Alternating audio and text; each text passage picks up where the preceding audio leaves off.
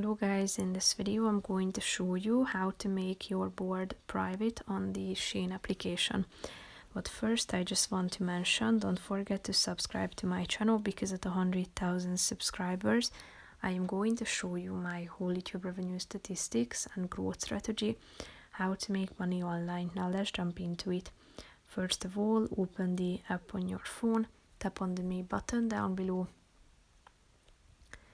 and then select your wish list, tap on view all and click on boards, tap on the more button on the right side and tap on make private.